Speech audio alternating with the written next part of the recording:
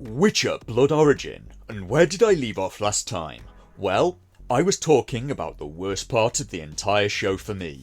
It was a conversation between Meldoff the Dwarf and Brother Death, and no, those names never get any less silly. The writers just straight up put their politics and words into the mouths of the characters, and just for a change, it's intersectionality and the message. And I'm not sure the message is working at this point. For starters, it does not seem to be making people more tolerant to LGBT lifestyles, as this article in Time seems to show. The article says, GLAAD, the organisation dedicated to LGBTQ advocacy in media and culture, released its 5th annual Accelerating Acceptance Index on Monday. The survey found that adults in the 18 to 34 age bracket are becoming increasingly uncomfortable around LGBTQ people. In its first 3 years of results, the index showed a steady increase in Americans who felt comfortable with LGBTQ issues and people. Last year, however, results saw a sharp drop in acceptance across all scenarios surveyed. Headlines that stated LGBTQ acceptance is eroding were a call to arms for GLAAD and so many around the country. A press release accompanying the new index explained, GLAAD doubled down on our formula for making culture change. And this for me is a baffling response, because in my lifetime we've gone from LGBTQ people asking to just be left alone to live their lives, to In Topic with Michelle Yeoh, the message now being in everything, everywhere, all at once, and it feels like a constant, smug, nagging lecture that's about as fun as being pinned in a corner by a drunk at a party that won't let you leave and won't stop talking. And the response GLAAD gives to their approach having the exact opposite response of what they wanted is to double down. So vaingloriously sure are they that their approach is correct. If the facts don't agree, then the facts must be wrong. GLAAD coming in with that solid, the beatings will carry on until morale improves energy. Meanwhile, Sian has gone to Sintra on horseback. She goes to the Empress and offers to sell her Fionn and the Lark. So she walks into the throne room and look at the throne. When did they have the time to have a custom throne made with the logo of the new empire on it? What is this timeline? How long is supposed to have elapsed since the start of this story? Hours? Days? Months? Years? I have absolutely no idea. In return, Sian wants money and her tribe's sword, as well as soldiers to help her with the capture.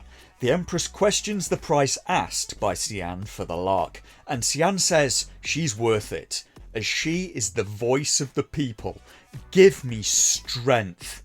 Meanwhile, the Lark does naughty things with mutant Fionn, and there's a lot of thrusting, and afterwards, Fionn says he'd end his life for the Lark, so she must be good. And this again makes me think that the writers don't even believe their own spiel. And why do I say that? Well, they show depictions of heterosexual naughtiness, they have gay characters on paper, but they don't show Eredin getting ploughed by Brian. They have a lesbian whose partner's already dead when the story begins. So creatives like having lesbian characters in their show, they just don't want to show any lesbian activities, and it's probably high time for a grown-up conversation about this stuff. And again, an adult, evidence-based conversation is probably required to work out what is or is not a good idea to put in entertainment. Sian then comes back on Meldoff's horse that she stole, saying that she's scouted ahead, and Fionn has finished his transformation. So Sian makes the very logical choice, not knowing what Fionn's powers are, of throwing a blade at his face, which he luckily catches because it would have been a bit of a waste to do all of that and then have Sian just kill him.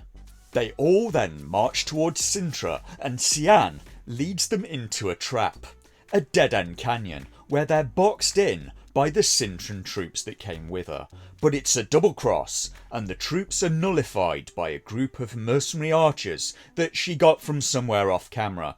They never really explain it. It's not even a great battle.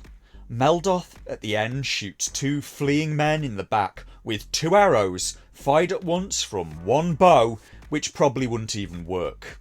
It would in reality drastically reduce the kinetic energy of both arrows because you'd have double the mass being fired by the same draw weight bow. She would also be lucky to hit a barn. The mercenary leader comes down after the battle, and he's being played by the Irish comic Dylan Moran, who deserves far better than this. He was in Shaun of the Dead, and I really used to like his work. I even met him once very briefly. He was in a great little comedy series called Black Books, and I heartily recommend that. It was a fun, surrealist comedy show, and it worked well for me. Dylan Moran wrote Black Books with Graham Linehan, who did Father Ted and the IT Crowd, which if you don't know is where I got my end video clip from of Chris Morris jumping out of a window. Meanwhile in Sintra, the Empress's plot is in motion, and Avallac'h is looking for evil wizard Lenny Henry's big book of portal spells that he finds under 2 loose floorboards.